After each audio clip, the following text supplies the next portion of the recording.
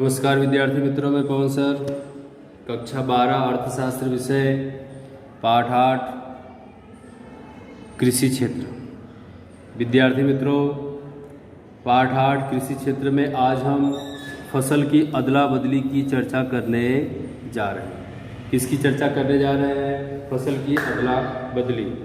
तो विद्यार्थी मित्रों, हम थोड़ा कृषि क्षेत्र के अंदर फसल की अदला बदली के बारे में चर्चा करेंगे। लास्ट वीडियो में हमने हरित क्रांति, बीज क्रांति या हरित क्रांति के घटक के बारे में चर्चा किया था। देश में अलग अलग फसल के लिए उपयोग में ली जाने वाली जमीन के विस्तार के द्वारा फसल की अदला बदली की जाती है। क्या की जाती है? जमीन की अदला बदली की जाती है। फसल की अदला बदली कृषि कार्य के स्वरूप को दर्शाता है। क्या करता है? कृषि कार्य के स्वरूप को दर्शाता है। सामान्य रूप से फसल के 2 प्रकार होते हैं। कितने प्रकार होते हैं विद्यार्थी मित्रों? 2। एक खाद्यान्न फसल और दूसरा अखाद्यान्न फसल। अब हम खाद्यान्न और अखाद्यान्न की अगर बात करें तो आप यहाँ पर देख सकते हैं खाद्यान्न के अंदर, आप यहाँ पर देख सकते हैं खाद्यान्न फसल के अंदर गेहूं, चावल, बाजरा, ज्वार, मक्का, दाल आदि का समावेश किया जाता है। क्या किया जाता है? आदि का समावेश। ये खाद्यान्न खाने वाली फसलें हैं, जबकि खाद्यान्न फसल को हम नगद फसल के रूप में भी जानते हैं। अब नगद फसल में आप देख सकते हैं जैसे तिलहन है, गन्ना है, रबर है, कपास है, सन है, मूंगफली है, पिपरमिंट है इत्यादि का समावेश यहाँ पर किया जाता है। तो विद्यार्थी मित्रों, इस तरह से अगर नगद फसल में हम देखें तंबाकू है, कपास है, गन्ना है, सन है, तिलहन है, मतलब जो तुरंत बेच दी जाए ऐसी फसल को हम नगद फसल के रूप में जानते हैं। अब यहाँ पर क्या है कि जो किसान है वह 2 प्रकार की फसल का उत्पादन करता है। एक अपने खाने के लिए, एक आय प्राप्त करने के लिए। फसल की अदला बदली की बात आई तो देख सकते हैं कि फसल की अदला बदली को मुख्य 2 कारणों से जाना जाता है। 2 कारण कौन कौन से हैं? नंबर 1 तकनीकी परिबल और नंबर 2 आर्थिक परिबल। नंबर 1 तकनीकी परिबल, नंबर 2 आर्थिक परिबल। अभी थोड़ी देर पहले मैंने आपको क्या बताया था? सामान्य रूप से फसल के 2 प्रकार हैं। अब 2 प्रकार और 2 कारण अलग अलग हैं। प्रकार में क्या आया था? खाद्यान्न फसल और अखाद्यान्न फसल। कारण की हम बात कर रहे हैं तो तकनीकी परिबल और आर्थिक परिबल। ये प्रश्न थोड़ा क्लियर होना चाहिए, क्योंकि अगर आपको बोर्ड के एग्जाम में पूछा जाता है तो यहाँ पे कन्फ्यूजन नहीं होना चाहिए। तो अब हम विद्यार्थी मित्रों तकनीकी परिबल की चर्चा करने जा रहे हैं। किसी भी विस्तार में फसल की अदला बदली जमीन, जलवायु, वर्षा इत्यादि परिबलों पर आधारित होती है। किसी भी विस्तार में फसल की अदला बदली क्या होता है? जमीन, जलवायु और वर्षा इत्यादि परिबलों पर आधारित होता है। अब जैसे कि मध्य प्रदेश है तो मध्य प्रदेश में प्राचीन समय में सिर्फ बाजरा की खेती की जाती थी, लेकिन आज क्या हुआ? जलवायु बदला, जमीन में परिवर्तन किसानों ने किया, ठीक है, सिंचाई की सुविधा हुई तो आज धान, चावल का भी उत्पादन उस जमीन पर सरलता पूर्वक किया जा सकता है।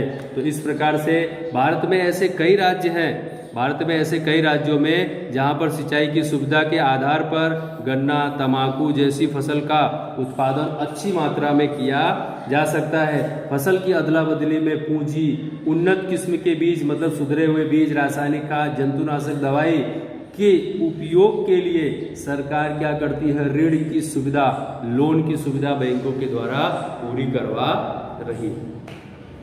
अब विद्यार्थी मित्रों, फसल की अदला बदली के कारणों में हम दूसरा कारण आर्थिक परिबल की चर्चा करेंगे। अब यहाँ पर आप देख सकते हैं कि आर्थिक परिबल के अंदर पहले 5 लाइन की बात की गई है, 5 मुद्दे की बात की गई है। कीमत और आय को महत्तम बनाना, कीमत और आय को महत्तम बनाना, कृषि जन्य साधनों की उपलब्धता, कृषि जन्य मतलब कृषि खेती करने के जो साधन है वह उपलब्ध होने चाहिए। कृषि योग्य जमीन होनी चाहिए। ऊसर बंजर पड़ती जमीन, बेकार जमीन पड़ी हो तो उसमें उत्पादन कहाँ से होगा? फसल का उत्पादन करने के लिए उसकी उत्पादकता होनी चाहिए।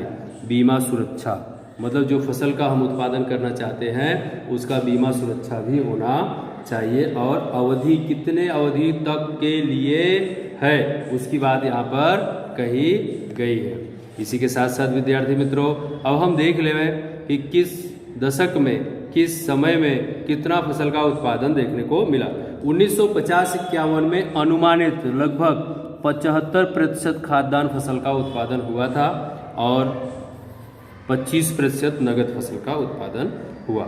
इस तरह से 1966 में देश में हरित क्रांति के घटकों को, हरित क्रांति के 5 घटक मैंने आपको पहले ही बताया था।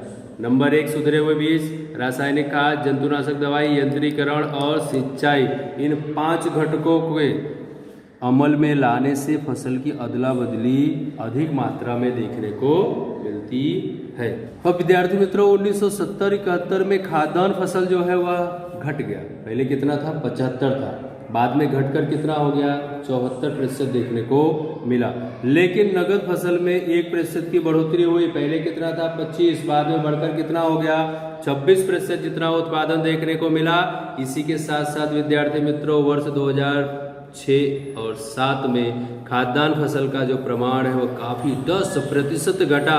मतलब आप देख सकते हैं 74 से 64 हुआ और नगद फसल का जो प्रमाण है 10% बढ़ा, 26 से 36% देखने को मिला। वर्ष 2010-11 में खाद्यान्न फसल बढ़ा 2%, 66% हुआ। नगद फसल जो है 2% कम हुआ, 36 से 34% देखने को मिला। तो इस तरह से विद्यार्थी मित्रों ये कैसे हुआ? Agriculture statistics at the glance 2010-11 की आवृत्ति में ऐसा दर्शाया गया हुआ है। उसके आधार पर ये आंकड़े यहाँ पर दर्शाए गए। अब ये तो हो गया विद्यार्थी मित्रों फसल की अदला बदली, ठीक है। अब हम चर्चा करने जा रहे हैं कि फसल की अदला बदली के साथ साथ हम फसल की सुरक्षा, उसके संरक्षण के बारे में क्या सोचते हैं। सरकार जो है, लोग जो है, किसान जो है, वह संरक्षण के किस तरह से उपाय किए हुए हैं उसकी अब हम चर्चा यहाँ पर करेंगे। तो आप देख सकते हैं फसल के संरक्षण के लिए हमें जंतुनाशक दवाइयों का उपयोग करना पड़ता है। तो कृषि उत्पादकता बढ़ानी हो तो जंतुनाशक दवाई का उपयोग करना पड़े, किंतु भारत में जंतुनाशक दवाइयों का उपयोग प्रति हेक्टर क्या है? बहुत कम है। बहुत कम है कैसे कि अगर दूसरे देशों की तुलना हम करें तो हमारे देश के अंदर जंतुनाशक दवाइयों का जो मात्रा है वह अन्य देशों की तुलना में कम देखने को मिलता है। वो देखिए कैसे। आर्थिक एक सर्वे किया गया वर्ष 2015 के अनुसार भारत में प्रति हेक्टर 0.5 किलोग्राम जंतुनाशक दवाइयों का उपयोग होता है। वहीं पर अमेरिका की अगर हम बात करें तो 7 किलोग्राम, यूरोप में 2.5 किलोग्राम, जापान में 12 किलोग्राम, कोरिया में 6.6 किलोग्राम प्रति हेक्टर जंतुनाशक दवाइयों का उपयोग होता है। इस तरह से भारत में 15 से 25% फसल जो है, 15 से 25% फसल जो है कीटक, रोग, खरपतवार, पशु पक्षी, अन्य ऐसे जीव जंतुओं के कारण क्या हो जाता है? नष्ट हो जाता है। और उतनी फसल नष्ट होने के कारण किसान जो है उसका विक्रय नहीं कर पाती है, उसका उपयोग नहीं कर पाती है, वह गरीब का गरीब ही बना रहता है।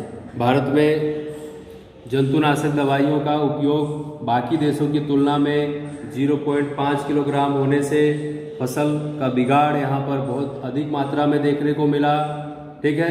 जंतुनाशक दवाइयों के संदर्भ में योग्य जानकारी की जो अभाव है, लोगों को, जो किसान है उन्हें योग्य जानकारी यहाँ पर नहीं मिल पाती है। नीची गुणवत्ता वाली जंतुनाशक दवाइयाँ अच्छी गुणवत्ता वाली ना मिल पाने के कारण नीची गुणवत्ता वाली दवाइयों का उपयोग करते हैं जो असर करता नहीं है। और इन दवाइयों के उपयोग संबंधी जानकारी का अभाव, मतलब उन्हें जानकारी नहीं है, यह भारत के जटिल प्रश्न उनके लिए काफ़ी समस्या रूप पैदा करती है।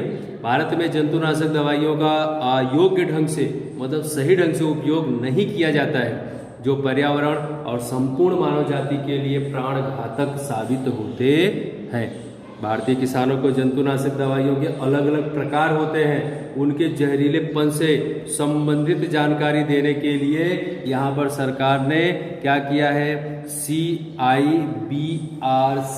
जैसी संस्था की स्थापना की है। कौन है? किसानों को जानकारी देती है और मार्गदर्शक देती है, जिसके अंतर्गत जंतुनाशक का प्रमाण, किस खेत में कितनी अवधि, कितनी मात्रा में कितना जहरीलापन होना चाहिए, उसकी व्यापक जानकारी वह संस्था किसानों तक पहुंचाती है। जंतुनाशक दवाइयां पर्यावरण को पोषण एवं संवर्धन प्रदान करें, इससे छोटे किसान प्रोत्साहित होकर कृषि उत्पादकता में बढ़ोतरी कर सकते हैं। तो विद्यार्थी मित्रों, हमने फसल की अदला बदली, फसल संरक्षण और लास्ट पॉइंट है इस वीडियो का, इस पार्ट का, कृषि संशोधन की अब हम चर्चा करेंगे। कृषि संशोधन किसके द्वारा किया जाता है? कृषि संशोधन मतलब आई कार मतलब ICAR, Indian council of agriculture research, यह मात्र ऐसी संस्था है जो भारत में विविध कृषि संशोधन करवाती है। क्या करवाती है? कृषि संशोधन करवाती है। विद्यार्थी मित्रों, अगर आपको बोर्ड के एग्जाम में पूछा जाता है कृषि संशोधन करवाने का कार्य कौन सी संस्था करती है, तो ICAR का नाम आपको यहाँ पर देना है। और इसके अलावा आवश्यक व्यवस्था बनाकर यथावश्यक मदद करती है। क्या करती है? ऐसी व्यवस्था भी बनाती है और ताकि किसानों की वह मदद भी कर सके। देश में कृषि सहित बागायती खेती, कौन सी खेती विद्यार्थी मित्रों? इसके अलावा बागायती खेती, मत्स्य पालन, पशुपालन, विज्ञान से संबंधित ज्ञान का प्रचार और प्रसार भी यह संस्था करती है और लोगों तक इसे सरलता पूर्वक पहुंचाने का काम करती है। इस तरह से हरित क्रांति के विस्तार के लिए आधारभूत कार्य किया है और संस्था ने राष्ट्रीय स्तर पर अनाज की